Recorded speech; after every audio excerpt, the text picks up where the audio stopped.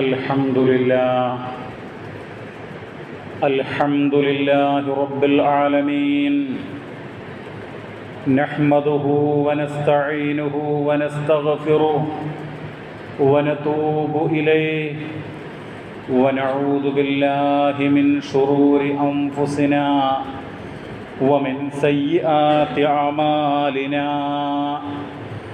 من يهده الله فلا مضل له ومن يضلل فلن تجد له وليا مرشدا.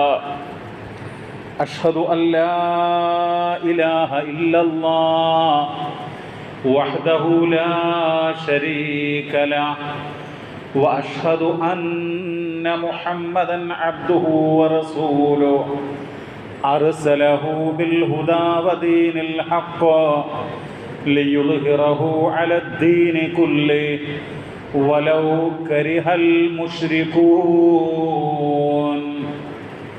اللهم صل على محمد وعلى آل محمد كما صليت على إبراهيم وعلى آل إبراهيم إنك حميد مجيد.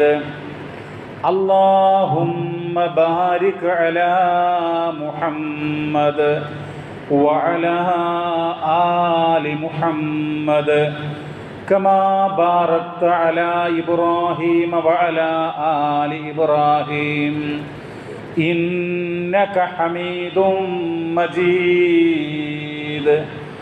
أما بعد فإن خير الحديث كتاب الله وخير الهدي هدي محمد صلى الله عليه وسلم وشر الأمور محدثاتها وكل محدثة بدعة وكل بدعة ضلالة وكل ضلالة في النار.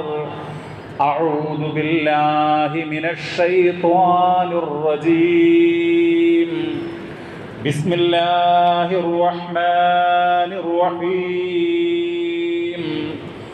يا أيها الذين آمنوا اتقوا الله حق تقاته ولا تموتن إلا وأنتم مسلمون. ഏറ്റവും സ്നേഹമുള്ള സത്യവിശ്വാസികളെ, സത്യവിശ്വാസിനികളെ, അർഹമുറാഹിമീനായ കരുണാമയനായ അള്ളാഹുവിനെ ഓർത്തുകൊണ്ട് തഖ്വയുള്ള, ഭക്തിയുള്ള, നന്മ നിറഞ്ഞ ജീവിതം നയിക്കണമെന്ന് ആമുഖമായി ഉണർത്തുകയാണ്, വസിയ്യത്ത് ചെയ്യുകയാണ്. അല്ലാഹു സുബ്ഹാനഹു വ തആല നാം ഏവരെയും രണ്ട് ലോകത്തും വിജയികളായി അനുഗ്രഹിക്കുമാറാവട്ടെ. വളരെ പ്രധാനപ്പെട്ട ചില സംഗതികൾ സൂചിപ്പിക്കുവാനുണ്ട്. ഒന്ന്, ഇന്ത്യ മഹാരാജ്യത്ത് കഴിഞ്ഞ 10 വർഷക്കാലമായി ഭരണം നടത്തിക്കൊണ്ടിരുന്ന വർഗീയ ഫാഷിസ്റ്റ് ശക്തികൾ അവർ ചെയ്തുകൊണ്ടിരുന്ന അതിക്രമങ്ങളും അതുപോലെ തന്നെ പ്രത്യേകിച്ച് മുസ്ലിം ന്യൂനപക്ഷത്തിനെതിരെ അവർ കാട്ടിക്കൂട്ടിയിട്ടുള്ള ദ്രോഹങ്ങൾ, പീഡനങ്ങൾ, ഒറ്റപ്പെടുത്തലുകൾ അനവധിയാണ്, നമുക്കറിയാം.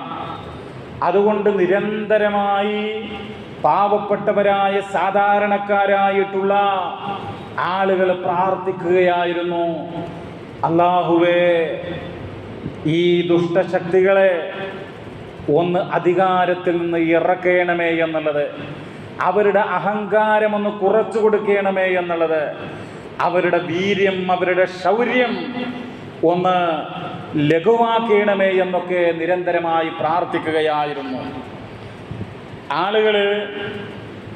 اللهم لا تسلط علينا بذنوبنا من لا يخافك فينا ولا يرحمنا يا أرحم الراحمين.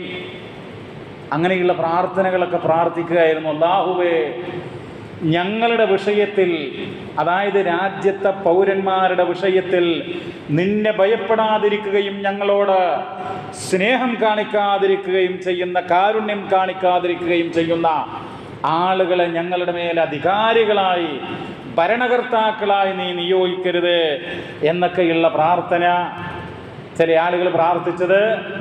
റബ്ബനാ ലാ തജഅൽനാ ഫിത്നതൻ ലില്ലദീന കഫറൂ വഗ്ഫിർ ലനാ റബ്ബനാ ഇന്നക അൻതൽ അസീസുൽ ഹകീം. ആ പ്രാർത്ഥനയായിരുന്നു.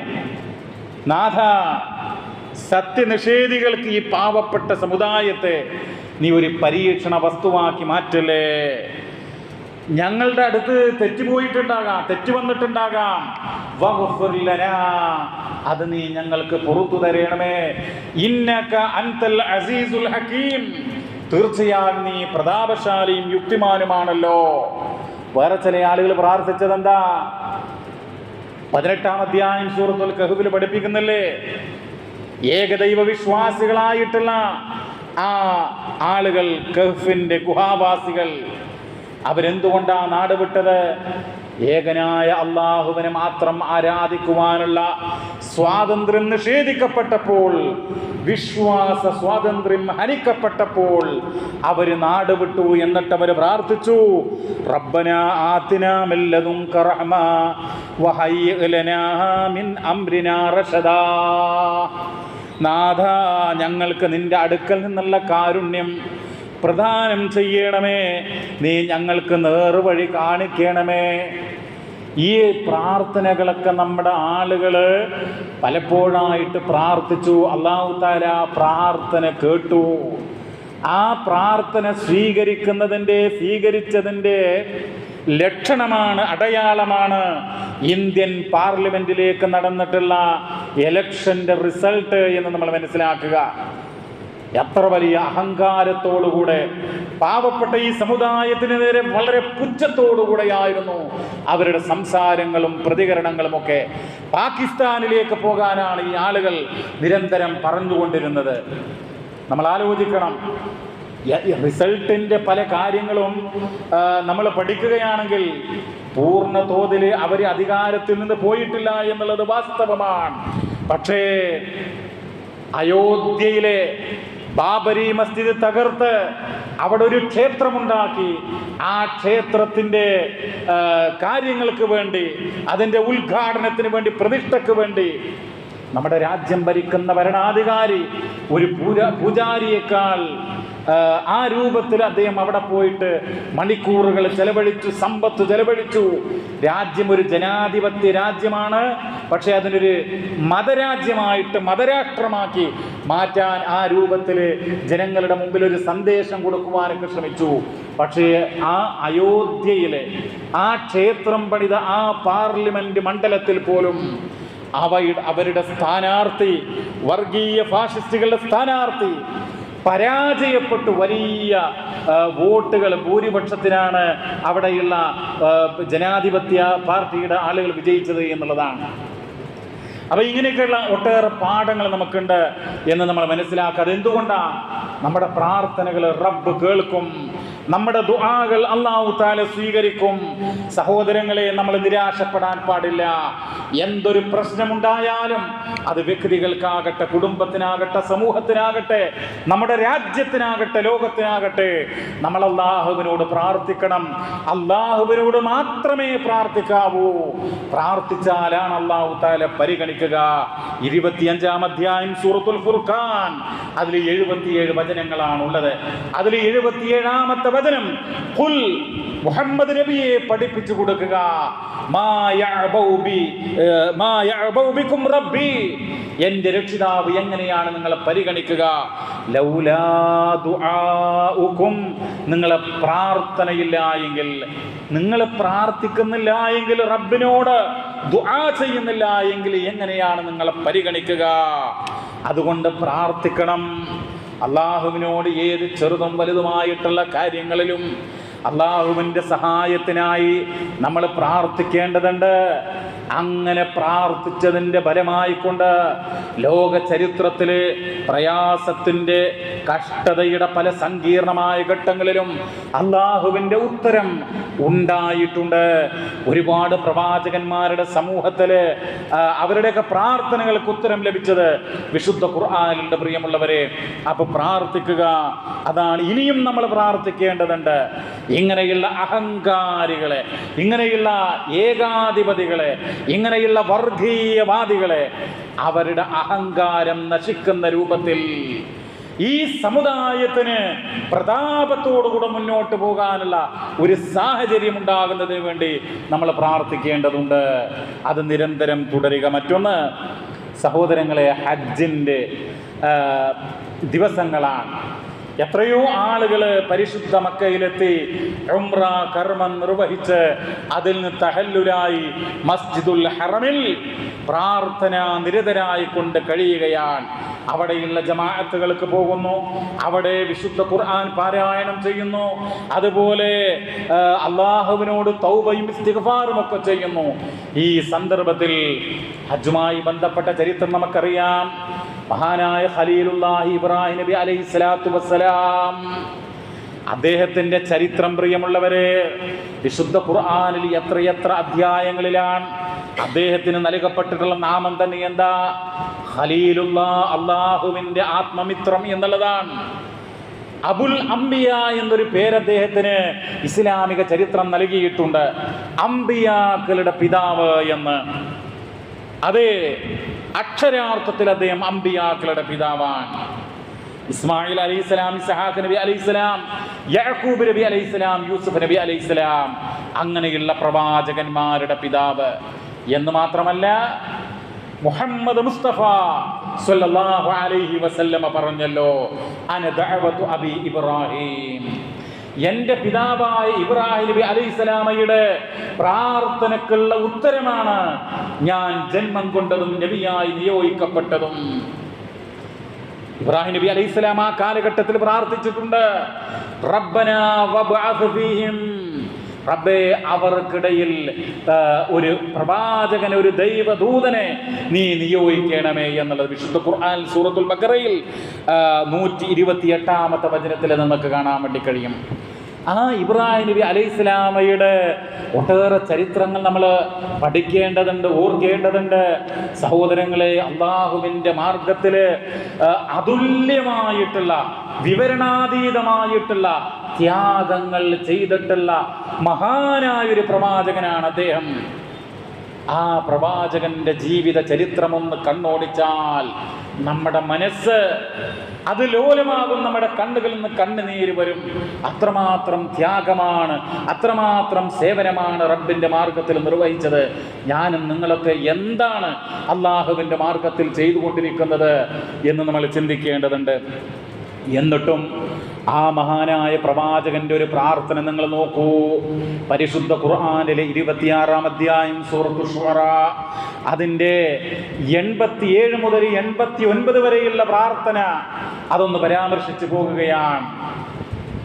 അബുൽ അംബിയ എന്നൊക്കെ നാമകരണം ചെയ്യപ്പെട്ട അഗ്നികുണ്ടാരത്തിലേക്ക് തൗഹീദ് പ്രബോധനം ചെയ്തു എന്നുള്ളതിൻ്റെ പേരിൽ എടുത്തെറിയപ്പെട്ട, ഞാൻ പറഞ്ഞല്ലോ, വിവരണാതീതമായിട്ടുള്ള ത്യാഗങ്ങൾക്ക് വിധേയനായിട്ടുള്ള ഒരു പ്രവാചകൻ. അത്രമാത്രം അള്ളാഹുവിൻ്റെ മാർഗത്തിൽ അർപ്പണം ചെയ്തിട്ടുള്ള പ്രവാചകന്റെ പ്രാർത്ഥന എന്താ? വലാ തുഹ്സിനി യൗമ യുബഅസൂൻ, നാഥാ ജനങ്ങളെ ഉയർത്തെഴുന്നേൽപ്പിക്കുന്ന വേളയിൽ എന്നെ നീ അപമാനപ്പെടുത്തരുത്. ഖിയാമത്ത് നാളിൽ പ്രിയമുള്ളവരെ, ജനങ്ങൾ ഈ ലോകത്ത് ചെയ്തു കൂട്ടിയിട്ടുള്ള കാര്യങ്ങളുണ്ടല്ലോ, എന്തെല്ലാം ദുഷ്കർമ്മങ്ങളുണ്ടാകും, എന്തെല്ലാം അധർമ്മങ്ങളുണ്ടാകും, എന്തെല്ലാം പാപങ്ങളുണ്ടാകും, ദോഷങ്ങളുണ്ടാകും. അതൊക്കെ അല്ലാഹു തആല അവിടെ വിചാരണ ചെയ്യുമ്പോൾ ആ വിചാരണ സമയത്ത് വലാ തുഹ്സിനി യൗമ യുബഅസൂൻ, ജനങ്ങളെ ഉയർത്തെഴുന്നേൽപ്പിക്കുന്ന ആ നാളിൽ നാഥാ എന്നെ നീ അപമാനപ്പെടുത്തരുത്. ആ ഒരു പ്രാർത്ഥനയുടെ അർത്ഥം നിങ്ങൾ ആലോചിച്ച് നോക്കൂ. നമ്മളെ അല്ലാഹു തആല വിചാരണ ചെയ്യുമ്പോൾ എന്തായിരിക്കും അവസ്ഥ? വീണ്ടും അദ്ദേഹം പറയുകയാണ്, യൗമ ലാ യൻഫഉ മാലും വലാ ബനൂൻ, സമ്പത്തും സന്താനങ്ങളും ഉപകാരപ്പെടാത്ത ദിവസം. ആ ദിവസം ഉണ്ടല്ലോ, എത്ര സമ്പത്തുണ്ടെങ്കിലും അതൊന്നും അവിടെ ഉപകാരപ്പെടുകയില്ല. സന്താനങ്ങൾ എത്രയുണ്ടെങ്കിലും അവർ എത്ര കഴിവുള്ളവരാണെങ്കിലും അത് ഉപകാരപ്പെടുകയില്ല. എന്നാൽ ഇല്ലാമൻ അതല്ലാഹ ബിഖൽബിൻ സലീം, ശുദ്ധമായ ഹൃദയത്തോടുകൂടെ അല്ലാഹുവിനെ സമീപിച്ചവരൊഴികെ. ആ മഹത്തായ പ്രാർത്ഥനയൊക്കെ നമ്മൾ മനസ്സിലാക്കണം. കഅബാലയം, വിശുദ്ധ കഅബാലയം പടുത്തുയർത്താൻ അല്ലാഹു തആല അദ്ദേഹത്തോട് കൽപ്പിച്ചല്ലോ. അദ്ദേഹത്തിന്റെ പ്രിയപ്പെട്ട പുത്രനായിട്ടുള്ള ഇസ്മായിൽ അലൈഹിസ്സലാമും ആ കഅബാലയം പടുത്തുയർത്തുകയാണ്. പരിശുദ്ധ ഖുർആൻ അത് പറയുകയാണ്, വഇദ് യർഫഉ ഇബ്രാഹീമുൽ ഖവാഇദ മിനൽ ബൈത്ത് വ ഇസ്മാഈൽ. ഇബ്രാഹിം നബി അലൈഹിസ്സലാമും ഇസ്മായിൽ നബി അലൈഹിസ്സലാമും ആ വിശുദ്ധ കഅബാലയം പടുത്തുയർത്തുകയാണ്. ലോകത്തിന്റെ ചരിത്രത്തിൽ അല്ലാഹുവിനെ മാത്രം ആരാധിക്കാൻ വേണ്ടി ഒന്നാമതായി സ്ഥാപിക്കപ്പെട്ട ആ ഭവനം, അത് പടുത്തുയർത്തി അല്ലാഹുവിന്റെ കൽപ്പന കൊണ്ടാണ് പടുത്തുയർത്തിയത്. എന്നിട്ട് സഹോദരങ്ങളെ, ആ കഅബാലയത്തിന്റെ നിർമ്മാണം അത് റബ്ബ് സ്വീകരിക്കുന്നതിന് വേണ്ടി പ്രാർത്ഥിക്കുകയാണ്. എന്താണ് പ്രാർത്ഥിക്കുന്നതെന്നോ? റബ്ബനാ തഖബ്ബൽ മിന്നാ ഇന്നക അൻതസ് സമീഉൽ അലീം. അല്ലാഹു കൽപ്പിച്ചതാണ്, എന്നിട്ടും ആ അമൽ സ്വീകരിക്കാൻ, കഅബാലയത്തിന്റെ നിർമ്മാണം എന്നുള്ള പ്രവർത്തനം അത് സ്വീകരിക്കാൻ ആ രണ്ട് പ്രവാചകന്മാരും പ്രാർത്ഥിക്കുകയാണ്. അള്ളാഹുവിനെ വിളിച്ച് പ്രാർത്ഥിക്കുകയാണ്, അള്ളാഹുവിന്റെ അസ്മാഉകൾ വിളിച്ച് പ്രാർത്ഥിക്കുകയാണ്. റബ്ബനാ തഖബ്ബൽ മിന്നാ ഇന്നക അൻതസ് സമീഉൽ അലീം, സമീഉം അലീമുമായ നാഥ, ഞങ്ങളിൽ നിന്ന് ഇത് സ്വീകരിക്കണമേ എന്ന്. സഹോദരങ്ങളെ, അങ്ങനെ ആയിരിക്കണം നമ്മുടെ അമലുകളൊക്കെ സ്വീകരിക്കുവാൻ നമ്മൾ അള്ളാഹുവിനോട് പ്രാർത്ഥിക്കേണ്ടതുണ്ട്. വളരെ പ്രധാനപ്പെട്ട ഒരു കാര്യത്തിലേക്ക് നിങ്ങളുടെ ശ്രദ്ധ ഞാൻ ക്ഷണിക്കുകയാണ്. ആ കഅബാലയം നിർമ്മിച്ചു, എന്നിട്ട് അവരോടൊരു കാര്യം അല്ലാഹു തആല വീണ്ടും കൽപ്പിക്കുന്നു. എന്താണ് ആ കൽപ്പന? പരിശുദ്ധ ഖുർആനിൽ സൂറത്തുൽ ബഖറയിലും സൂറത്തുൽ ഹജ്ജിലും ആവർത്തിച്ചു വന്നിട്ടുണ്ട്. എന്താണത്? വഅഹിദനാ ഇലാ ഇബ്രാഹീമ വഇസ്മാഈല അൻ തുഹിറാ ബൈതിയ ലിത്വായിഫീന വൽ ആകിഫീന വറുക്ഇ സുജൂദ്. ഇബ്രാഹിം നബിയോടും ഇസ്മായിൽ നബി അലൈഹിസ്സലാമയോടും നാം വസിയ്യത്ത് ചെയ്തു, കരാർ ചെയ്തു, അവർക്ക് കൽപ്പന നൽകി. എന്താണത്? അൻ തുഹിറാ, ശുദ്ധീകരിക്കണം. ബൈതിയ, എന്റെ ഭവനം. ആർക്ക് വേണ്ടി? ലിത്വായിഫീന, തവാഫ് ചെയ്യുന്ന കഅബാലയം തവാഫ് ചെയ്യുന്ന ആളുകൾക്ക് വേണ്ടി. വൽ ആകിഫീന, മറ്റെല്ലാ കാര്യങ്ങളും മാറ്റിവെച്ചുകൊണ്ട് അല്ലാഹുവിനെ ഇബാദത്ത് ചെയ്യാൻ വേണ്ടി, ഭജനമിരിക്കാൻ, ഇഅ്തികാഫിരിക്കാൻ തയ്യാറായിട്ടുള്ള ആളുകൾക്ക് വേണ്ടിയും ആ കഅബാലയം ശുദ്ധീകരിക്കണം. വറുക്ഇ സുജൂദ്, സുജൂദ് ചെയ്യുന്ന, റുകൂഅ ചെയ്യുന്ന, അല്ലാഹുവിനോട് ഭക്തിയോടുകൂടെ ജീവിക്കുന്ന ആളുകൾക്ക് വേണ്ടി നീ അത് ശുദ്ധീകരിക്കണം, നിങ്ങൾ രണ്ടുപേരും ശുദ്ധീകരിക്കണം എന്നുള്ളതാണ്. 22-ാം അധ്യായം സൂറത്തുൽ ഹജ്ജിന്റെ 26-ാമത്തെ ആയത്തിലും ഇതേ കാര്യം ആവർത്തിച്ചിട്ടുണ്ട്. സഹോദരങ്ങളെ, അവിടെ പറഞ്ഞിട്ടുള്ള ഒരു കാര്യം, വഇദ് ബവ്വഅനാ ലിഇബ്രാഹീമ മകാനൽ ബൈത്ത് അല്ലാ തുശ്രിക ബി ശൈആ, എന്നിൽ യാതൊന്നും പങ്കു ചേർക്കരുത്, ശിർക്കിന്റെ കണിക പോലും ചെയ്യരുത് എന്നാണ് കൽപ്പന.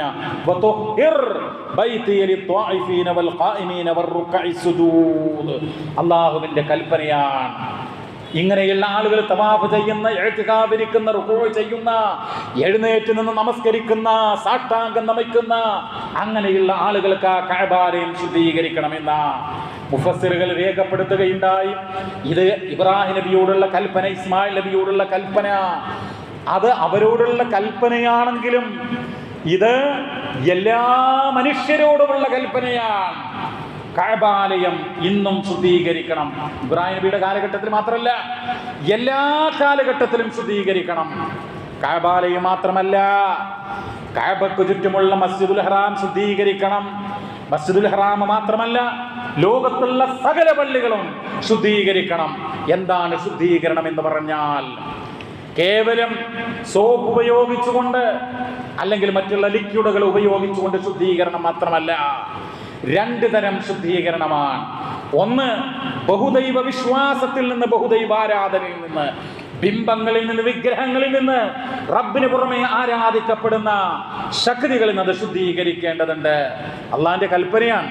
പക്ഷേ ഇബ്രാഹിം നബി അലൈഹി ഇസ്ലാമയുടെ കാലം കഴിഞ്ഞു, എത്രയോ പ്രവാചകന്മാരുടെ കാലം കഴിഞ്ഞു.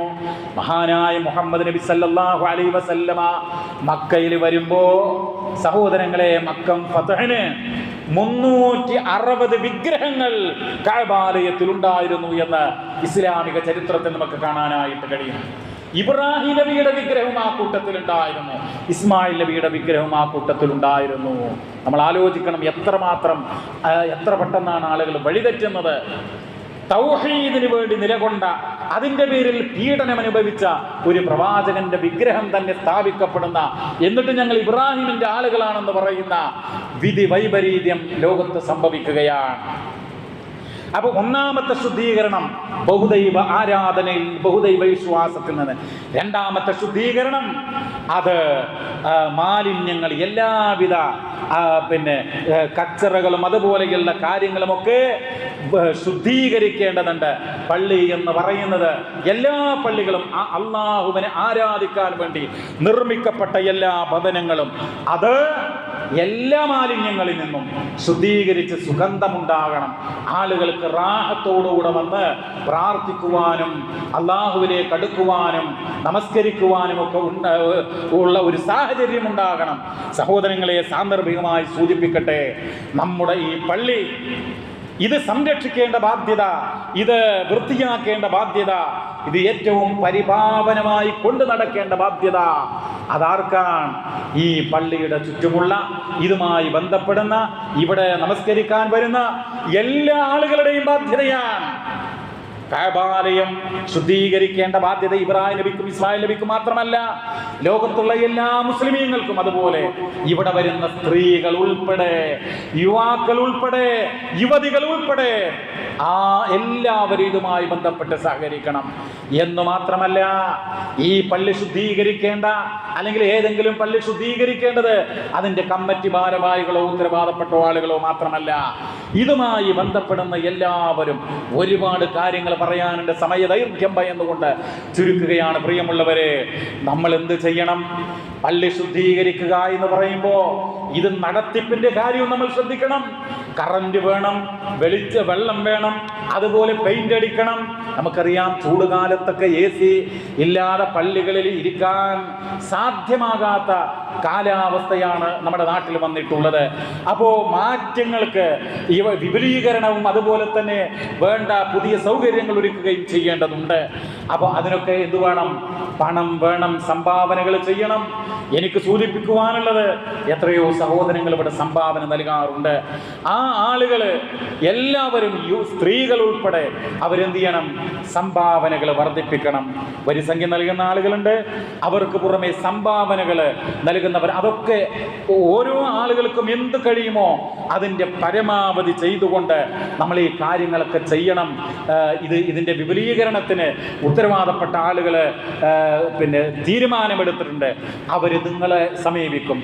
ആ സന്ദർഭത്തിൽ നിങ്ങൾ വളരെ അള്ളാഹുവിനെ ഓർത്തുകൊണ്ട് നാളെ റബ്ബിന്റെ കോടതിയിലെത്തുമ്പോൾ നമ്മുടെ കർമ്മങ്ങളുടെ രേഖകൾ നമുക്ക് സമർപ്പിക്കുമ്പോൾ, പരിശുദ്ധ ഖുർആനിൽ സൂറത്തു ഇസ്രായിൽ അല്ലാഹു തആല പറയുന്നുണ്ടല്ലോ, ഇഖ്റ കിതാബക, നീ നിന്റെ കർമ്മങ്ങളുടെ രേഖയൊന്ന് വായിച്ചു നോക്ക് എന്ന്. സഹോദരങ്ങളെ, അങ്ങനെ ഒരു ദിവസം എനിക്കും നിങ്ങൾക്കും വരും. ആ ദിവസം നമ്മുടെ കർമ്മങ്ങളുടെ പുസ്തകത്തിൽ ഞാനിതാ പള്ളിക്ക് എൻ്റെ കഴിവിൻ്റെ പരമാവധി നൽകിയിട്ടുണ്ട് എന്ന് അള്ളാഹുവിൻ്റെ കോടതിയിൽ ഖിയാമത്ത് നാളിൽ ആരാരും സഹായിക്കാനില്ലാത്ത ആ സന്ദർഭത്തിൽ നമുക്ക് വായിക്കാൻ സാധിക്കണമെങ്കിൽ ഇവിടെ നിന്ന് നമ്മൾ നൽകിയേ മതിയാകൂ എന്നോർക്കുക. അപ്പൊ വിപുലീകരണത്തിന് ആ അർത്ഥത്തിൽ നമ്മൾ സഹായിക്കുക. അതോടൊപ്പം തന്നെ നടത്തിപ്പിന്, സാധാരണയുള്ള പരിചരണത്തിന്, പരിപാലനത്തിന് ആ രൂപത്തിൽ നമ്മൾ സംഭാവനകൾ നൽകുക. എത്ര കാര്യങ്ങൾക്കാ നമ്മൾ അത്യാവശ്യമില്ലാത്ത എത്ര കാര്യങ്ങൾക്കാ സമ്പത്ത് നമ്മൾ ചെലവഴിക്കുന്നത്. അപ്പൊ ഈ മാർഗത്തിൽ നമ്മൾ സമ്പത്ത് ചെലവഴിക്കുക. അല്ലാഹു സുബ്ഹാനഹു വ തആല നമ്മെ ആ രൂപത്തിൽ സഹായിക്കുവാൻ, ഈ പള്ളിയൊക്കെ സംരക്ഷിക്കുവാനും പരിപാലിക്കുവാനും, അങ്ങനെ ഇതിനോടൊക്കെ ഒരു മഹബ്ബത്ത് ഉണ്ടാവണം. അള്ളാഹുവിന്റെ അർശിന്റെ തണൽ കിട്ടുന്ന 7 വിഭാഗം ആളുകളിൽ ഒരു വിഭാഗം എന്താ? വറജുലുൻ ഖൽബുഹു മുഅല്ലഖുൻ ബിൽ മസാജിദി, പള്ളികളുമായി കൊണ്ട് ഹൃദയം ബന്ധിപ്പിക്കപ്പെട്ട വ്യക്തി എന്നാണ്. ആണാകട്ടെ, പെണ്ണാകട്ടെ, യുവതിയാകട്ടെ, യുവാവാകട്ടെ, മുതിർന്നവരാകട്ടെ, പള്ളിയുമായിട്ട് ഒരു ആത്മബന്ധം, ഒരു ഹൃദയബന്ധം ഉണ്ടാകണം. പള്ളിയിലൊക്കെ വരുമ്പോൾ നമ്മുടെ മനസ്സിന് സന്തോഷം ഉണ്ടാകണം, സംതൃപ്തി ഉണ്ടാകണം. ഈമാനുള്ളവർക്കേ അത് സാധിക്കൂ. ആ രൂപത്തിലേക്ക് നമ്മൾ വളരണം. റബ്ബ് നമ്മെ അനുഗ്രഹിക്കുമാറാവട്ടെ. അൽഹംദുലില്ലാഹ് വസ്സലാത്തു വസ്സലാമു അലാ റസൂലില്ലാഹ് അമ്മാ ബഅദ്. സഹോദരങ്ങളെ, അള്ളാഹുവിനെ ഓർത്ത് നല്ലവരായി ജീവിക്കണം എന്ന് ഒരിക്കൽ കൂടെ ഉണർത്തുകയാണ്, വസിയ്യത്ത് ചെയ്യുകയാണ്. മഹാനായ പ്രവാചകൻ സല്ലല്ലാഹു അലൈഹി വസല്ലമ ദുൽഹജ്ജ് മാസത്തിൻ്റെ ആദ്യത്തെ 10 ദിവസങ്ങൾ സൽക്കർമ്മങ്ങൾക്ക് അള്ളാഹുവിന് ഏറ്റവും ഇഷ്ടപ്പെട്ട ദിവസങ്ങളാണെന്ന് പഠിപ്പിച്ചതായിട്ട് സഹീഹുൽ ബുഖാരിയിൽ വന്നിട്ടുണ്ട്. എത്രത്തോളം എന്ന് പറഞ്ഞു കഴിഞ്ഞാൽ, അള്ളാഹുവിൻ്റെ മാർഗത്തിൽ ധർമ്മ സമരത്തിന് വേണ്ടി പുറപ്പെട്ടിട്ടുള്ള ഒരു മനുഷ്യൻ, ആ മനുഷ്യന് സമ്പത്ത് കൊണ്ട്, ശരീരം കൊണ്ട് പുറപ്പെട്ട് അങ്ങനെ മടങ്ങുന്നുവെങ്കിൽ അവനേക്കാൾ ദറജയാണ്, പ്രതിഫലമാണ് ഈ ദിവസങ്ങളിൽ സൽക്കർമ്മങ്ങൾ ചെയ്യുന്ന ആളുകൾക്കുള്ളത് എന്നുള്ളതാണ് ആ ഹദീസിൻ്റെ ചുരുക്കം. അപ്പോൾ നമുക്ക് ഒട്ടേറെ കാര്യങ്ങൾ ഈ ദിവസങ്ങൾ ചെയ്യാൻ കഴിയും. ഒന്ന്, നമ്മൾ ജമാഅത്തുകൾക്ക് പരമാവധി എത്താൻ ശ്രമിക്കുക. സ്ഥിരപ്പെട്ട സുന്നത്ത് നമസ്കാരങ്ങൾ അത് കൃത്യമായി അനുഷ്ഠിക്കുക. പ്രാർത്ഥനകൾ, ദിക്റുകൾ അതൊക്കെ സ്ഥിരപ്പെട്ടതാവണം കേട്ടോ. അതോടൊപ്പം തന്നെ ഇസ്തിഗ്ഫാർ വർദ്ധിപ്പിക്കുക, തൗബ അത് ആത്മാർത്ഥമായിട്ട് വർദ്ധിപ്പിക്കുകയും നിർവഹിക്കുകയും ചെയ്യുക.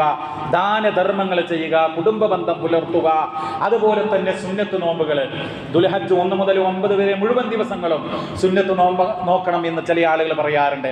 അത് തെറ്റാണ്. കാരണം ഹബീബായ മുഹമ്മദ് നബി സല്ലല്ലാഹു അലൈഹി വസല്ലമയാണ് നമ്മുടെ മാതൃക. ആ റസൂലുള്ള മുഴുവൻ ദിവസങ്ങളും നോമ്പ് നോറ്റിട്ടില്ല. അതുകൊണ്ട് നമുക്ക് തിങ്കൾ നോക്കാം, വ്യാഴം നോക്കാം, അറഫ ദിവസം ഹജ്ജിന് പോകാത്ത മുഴുവൻ ആളുകളും നോക്കാൻ അങ്ങേയറ്റത്തെ ജാഗ്രത പാലിക്കണം എന്നാണ് ഉണർത്തുവാനുള്ളത്. വളരെ പ്രധാനപ്പെട്ട മറ്റൊരു കാര്യം പ്രിയമുള്ളവരെ, ഈ ദിവസങ്ങളിൽ നമ്മൾ തക്ബീറുകൾ മുഴക്കണം എന്നുള്ളതാണ്. അതായത് ഈ ദുൽഹജ്ജ് വന്നു കഴിഞ്ഞാൽ, ദുൽഹജ്ജ് മാസം കണ്ടു കഴിഞ്ഞാൽ തക്ബീറുകൾ മുഴക്കണം. ഈ ദുൽഹജ്ജ് 1 മുതൽ അയ്യാമു തശ്രീഖിന് അഥവാ ദുൽഹജ്ജ് 13-ന് അസർ നമസ്കാരം കഴിയുന്നത് വരെ, മഗ്രിബിൻ്റെ മുമ്പായിട്ട് അവസാനിക്കുന്ന രൂപത്തിൽ നമുക്ക് ഇഷ്ടമുള്ള സമയത്ത് നമുക്ക് തക്ബീറുകൾ മുഴക്കാം. നിബന്ധനയോടുകൂടെയുള്ള മുഖയ്യതായിട്ടുള്ള തക്ബീറുകൾ അത് അറഫ ദിവസം രാവിലെ മുതൽ അയ്യാമു തശ്രീഖിൻ്റെ അവസാനത്തെ ദുൽഹജ്ജ് 13-ൻ്റെ അസർ നമസ്കാരം കഴിഞ്ഞ ഉടനെ, അത് ഫർള് നമസ്കാരം കഴിഞ്ഞ ഉടനെ ചെയ്യേണ്ടതാണ്. അതാണ് നിബന്ധന എന്ന് പറഞ്ഞാൽ അതുകൊണ്ട് ഉദ്ദേശിക്കുന്നത്.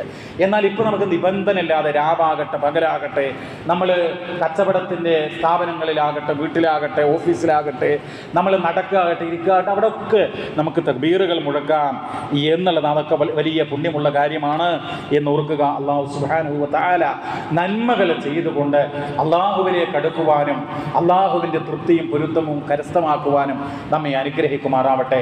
അർഹമുർ-റാഹിമീനായ നാഥ, ഞങ്ങൾ ഒരുപാട് തെറ്റുകൾ ചെയ്തു പോയിട്ടുണ്ട്. അറിഞ്ഞും അറിയാതെയും തെറ്റുകൾ ചെയ്തു പോയിട്ടുണ്ട്. രഹസ്യമായി ചെയ്തിട്ടുണ്ട്, പരസ്യമായി ചെയ്തിട്ടുണ്ട്. റഹ്മാനായ നാഥ, നിന്റെ റഹ്മത്ത് കൊണ്ട്, കാരുണ്യം കൊണ്ട് നീ ഞങ്ങൾക്ക് മാപ്പ് നൽകണമേ. ഞങ്ങളുടെ എല്ലാ പാപങ്ങളും നീ പുറത്തു തരണമേ റഹ്മാനായ നാഥ. അല്ലാഹുവേ, മാരകമായ രോഗങ്ങൾ ബാധിച്ച് ഞങ്ങളുടെ കൂട്ടത്തിൽ ബുദ്ധിമുട്ട് അനുഭവിക്കുന്ന എത്രയോ ആളുകളുണ്ട്. അല്ലാഹുവേ റഹ്മാനെ, നിന്റെ റഹ്മത്ത് കൊണ്ട് അവർക്ക് നീ ശിഫ നൽകണമേ. അല്ലാഹുവേ, മരിക്കുന്ന സന്ദർഭത്തിൽ ഈമാനോടുകൂടെ മരണമടയുന്ന സ്വാലിഹ്യങ്ങളുടെ കൂട്ടത്തിൽ ഞങ്ങളെ നീ ഉൾപ്പെടുത്തണമേ. അല്ലാഹുമ്മ ഗ്ഫിർ ലിൽ മുഅ്മിനീന വൽ മുഅ്മിനാത്ത് വൽ മുസ്ലിമീന വൽ മുസ്ലിമാത്ത് അൽ അഹ്യാഇ മിൻഹും വൽ അംവാത്ത് ഇന്നക മുജീബുദ് ദഅവാതി വയാ ഖാദിയൽ الحاجات ربنا اغفر لنا ولإخواننا الذين سبقونا بالإيمان ولا تجعل في قلوبنا غلا للذين آمنوا ربنا إنك رؤوف رحيم ربنا آتنا في الدنيا حسنة وفي الآخرة حسنة وقنا عذاب النار ربنا تقبل منا إنك أنت السميع العليم وتب علينا إنك أنت التواب الرحيم واغفر لنا إنك أنت الغفور الرحيم وارحمنا إنك أنت أرحم الراحمين صلى الله وسلم على نبينا محمد والحمد لله رب العالمين.